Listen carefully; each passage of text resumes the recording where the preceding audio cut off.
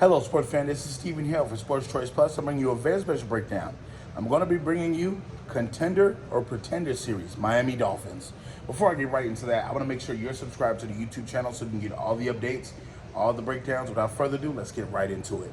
Looking at Contender or Pretender, this is probably one of the most unique situations. This is probably one of the most unique, dynamic teams that we've seen in the Contender or Pretender series that we've done so far. Looking at this from the outset, you have so much explosive firepower on the offensive side of the ball. I know that Jalen Ramsey did have surgery. He's expected to be back a little bit later in the year. But you still have Howard on the one side for the cornerback position. You got Christian on the defensive line. You got a couple different, you got a Chubb back there on the defensive linebacker / DN. But the biggest thing for this team is Tua. And you got Mozart. You got essentially Jalen Waddle on one side, and then you got Cheetah, Tariq Hill on the other side. They're talking about, and remember Robbie Chosen. Remember Robbie Chosen that was drafted from the Jets, played for the Carolina Panthers, played for the Cardinals, the speedster, and wide receiver. So you're looking at this, and you say Cheetah wants to do 2,000 yards plus in a season. He wants to break the record. He's put it out there. He's talked about retiring. He's talked about, hey, I want to do this, that, and the third. And you're asking yourself, can Tua get the ball to Cheetah for 2,000 worth yards? First of all, we got to think, can Tua stay healthy for a full season? We have yet to see Tua stay healthy in Alabama. We've yet to see Tua stay healthy at Miami, being a member of the Dolphins. And now we're asking ourselves, can he carry a football team and be the general that they need in order to win a Super Bowl? Can he be the guy that puts them in a position to where now they're Super Bowl hunting and not just playoff hunting?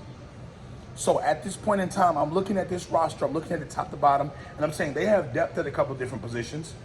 They're going to score a lot of points, let's face it. But their defense is going to be on for a wrong ride because they have good pieces. I don't think all the pieces fit together. I don't think they're gelling well enough yet to where that defense is going to rotate and play because you got Jalen Ramsey missing right now.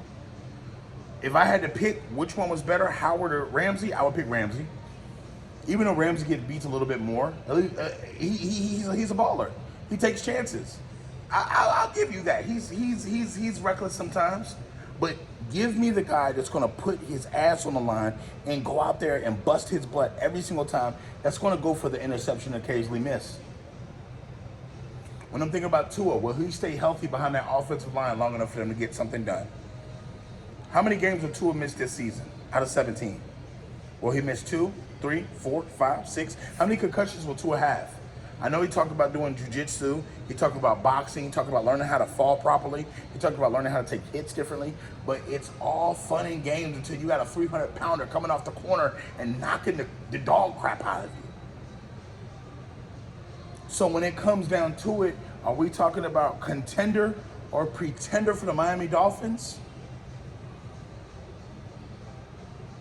As much as I love this team, as much as it's going to hurt my heart to say this, Miami Dolphins are a pretender. Tua leaves so much on the table. You don't know, and you don't have a solid backup for Tua. I don't care who you got back there, honestly, because you have so much firepower on offense. If Tua goes down, this team is going to be stagnant. This team is not going to have that same ferocity.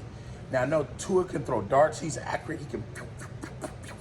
We saw it in practice versus the Falcons.